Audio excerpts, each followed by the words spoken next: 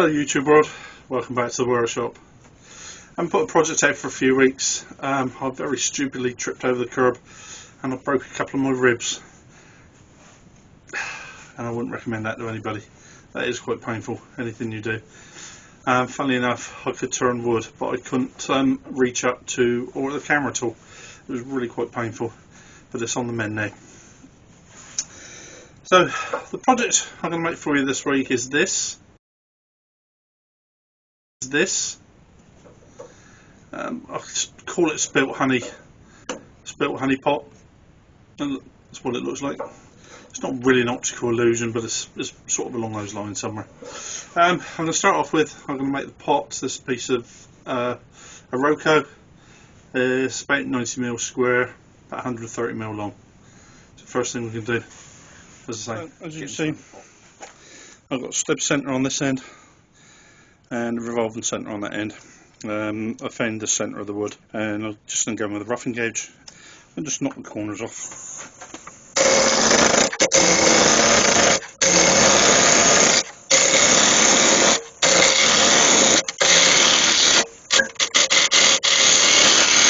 Just going to go with my part and off tool on this end just there. Just put a tenon on there so that I'll hold this safely in the chuck.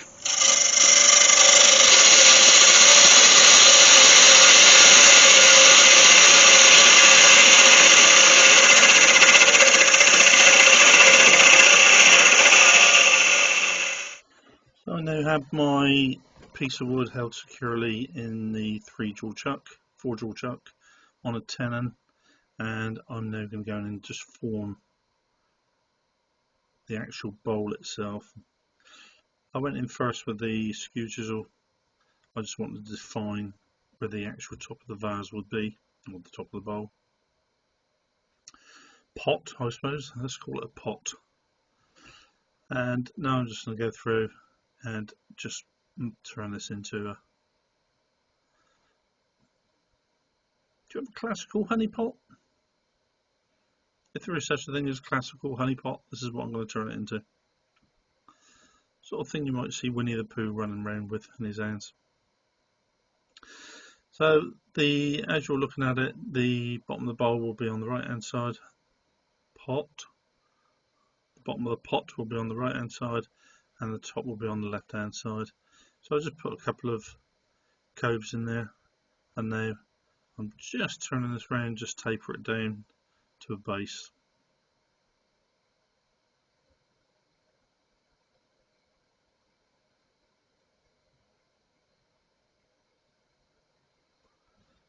Little caps there, you may have seen the chisels leak backwards. This Iroko is quite a nice wood to work with. It does turn up very well and it polishes beautiful. You do get a lovely finish on with it.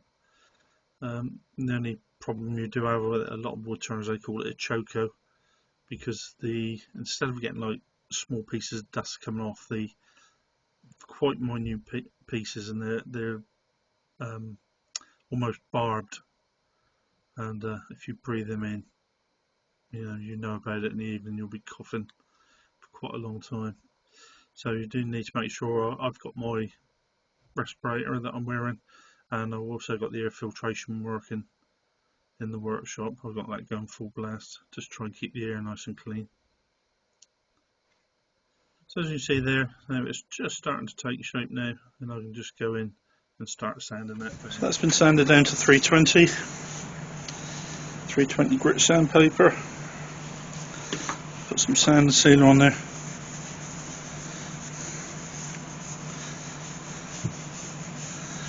That really brings that grain out in there.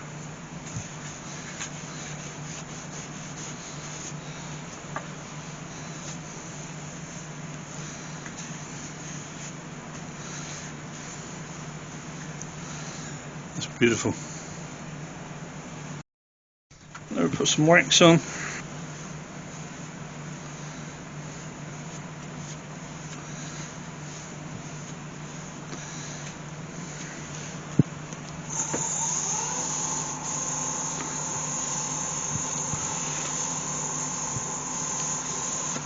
Clean bit of cloth, just buff that up.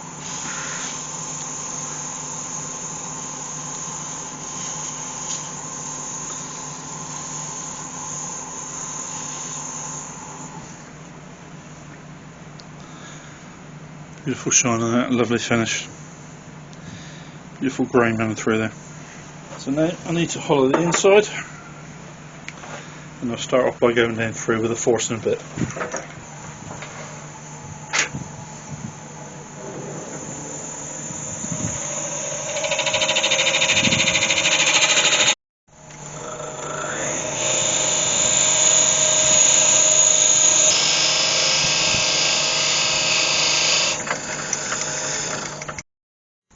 And then we'll go to hollowing.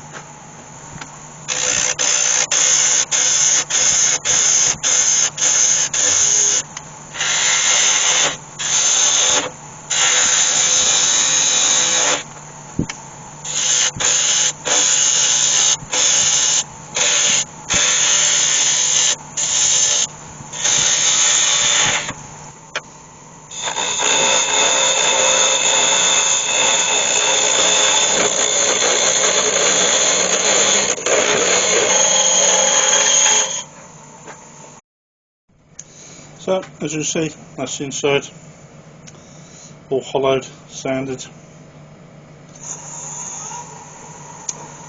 There, we'll just apply a little bit of sand and sealer.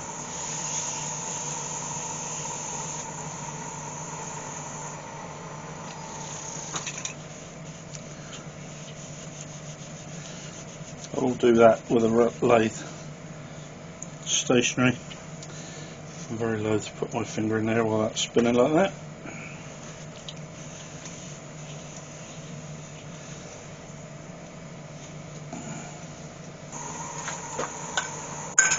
Now apply a bit of wax.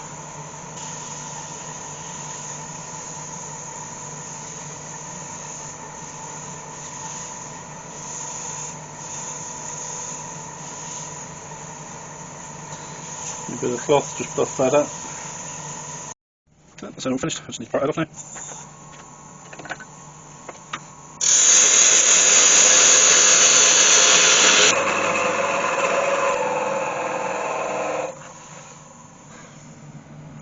So that's the pot nicely finished. Now what we need to do is turn the spilt honey. I'm not sure if you can see that clearly. I'll just get a lot of glare off that. I just turned all the lights off. You see, this is a piece, I'm pretty certain this is silver birch. It's all spilted. So it'll run through there. That's 90mm. It's just about long enough for what I want. And I want about 150mm. So I'm going to cut that off. So because this is going to be my spilt honey, I need to turn this off centre. So I'm going to move the centre over. That was the centre there, and I'm going to move it over so it's about 30mm off the outside. About there, let's go 25, 30 there.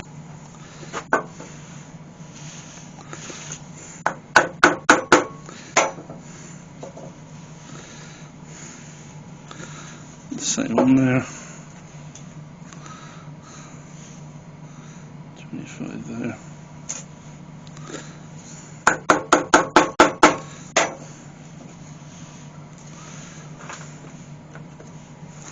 I turn the lathe right down because that's going to be spinning off centre. I put that back into my portal chuck.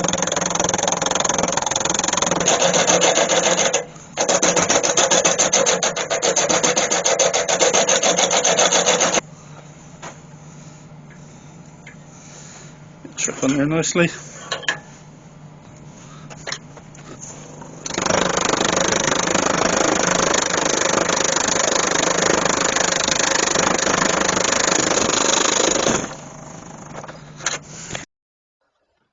So, as it's still turning off centre, I managed to put this back into my four-jaw chuck, and as you can see, that piece in the middle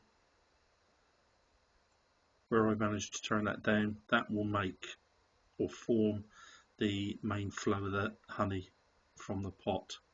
So what I need to do now, as you see, I'm just going in there with a spindle gouge and I'm just removing that material so that I get a solid piece of wood right the way up through.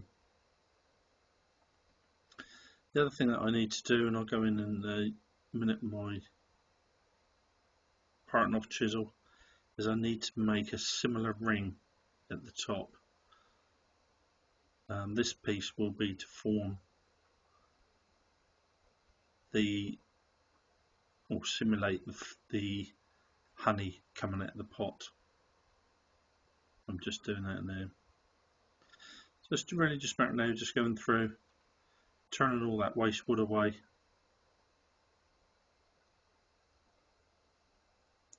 And as I say, just getting down until I have a solid line. You do have to be very careful here, because that piece of wood on the left hand side is flying around there, and that is so very easy just to move across that tool rest and just touch that. That's either going to hit the chisel and break off, or it's going to hit your finger, which is going to be really painful. So as you see now, I'm just going in through and I'm just forming this now, just gradually taking it away. And just taking it down to a nice size. It's quite an overhang here. I do swap my big tool rest out in just a minute and put a much smaller tool rest in there. Make it a lot easier to work with.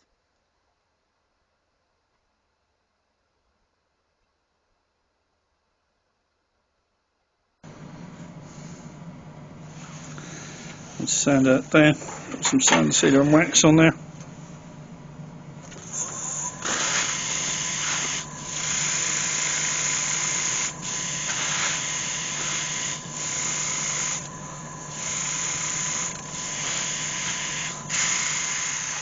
So that's the finished piece. It's turned off centre.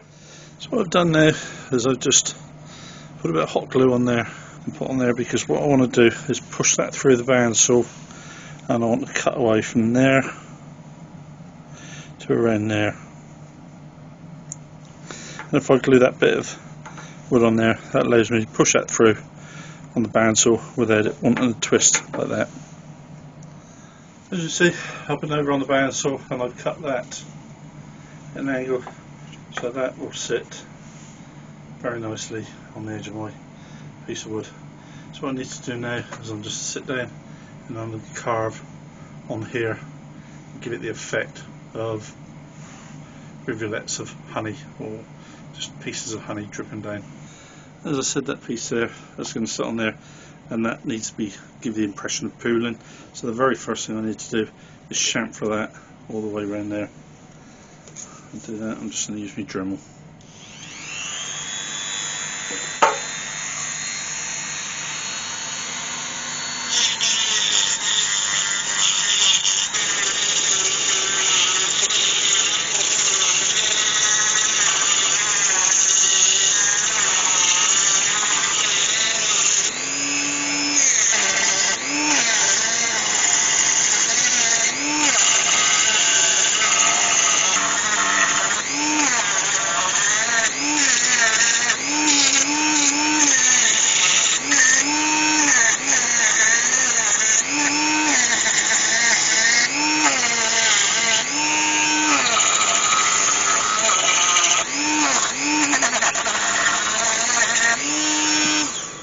So there is that. As you can see, it's been cut away, and that sits on there like that. And then what I want to do is just carve around there with the Dremel, and just that make it look like just like drips of honey coming in there. I just very roughly penciled in some lines in there. So now let's get to it with the Dremel.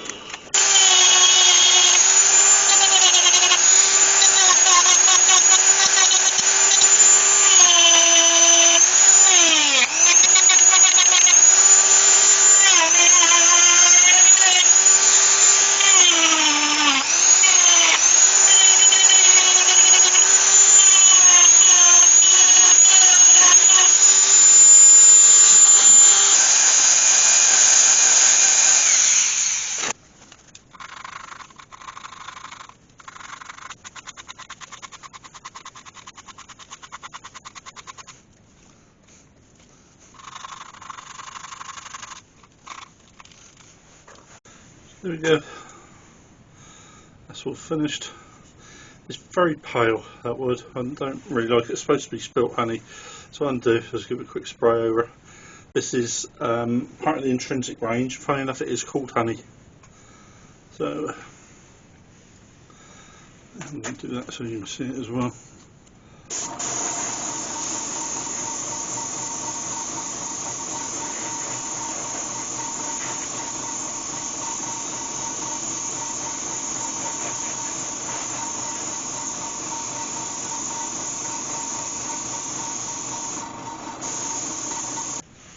So that's that finished. So I'll just sit. That's just a piece of scrap wood I had, the block that it'll sit on. And the reason I've left this ring on the top is because this pot needs to sit to be attached to there. Now what you don't want to do is put it in the line there, because when you look at it, you want to be looking at the spilt honey with the pieces at the front, and you want to be looking at the pot. So the pot wants to be coming in a bit of a side because you want to see the pot as well. Whereas if it's right around there, you're not going to see that very well. Whereas if it's there, it shows the pot off nicely. So what I'm going to do is just get the Dremel. I'm going to cut all that away and just leave a little spur there, which will go inside of that pot, which will let me glue it together. So I'm going to do that and I'll get back to you. So as you can see, I've chopped 3 sides off of there, and I've just left that spur coming out there, and I'm going to round that off, sand it all down, clean it up, and as I said, this little piece will just go inside of the pot and allow me to glue them together. I turn that, put a nice little curve on there, and that'll fit inside that curve of that bowl. And what I'm going to do, I'm going to use some super glue with an accelerant just to temporarily glue that, hold it in place, and then what I'll do is mix up some epoxy 2-part resin, and I'll put that around the edge to make a permanent joint, and also glue that onto there. Well, here you go, YouTubers. I'm not sure what you call that. It's not an optical illusion, but it's not quite what it seems either. So what it's supposed to look like is a honey pot spilling honey, dribbling down all over that piece of wood. I think I've achieved that. So it's been a good fun project. I've quite enjoyed myself, as I usually do when I'm down here. Been a fun couple of days. I've been Steve Hale. Thank you all very much for watching.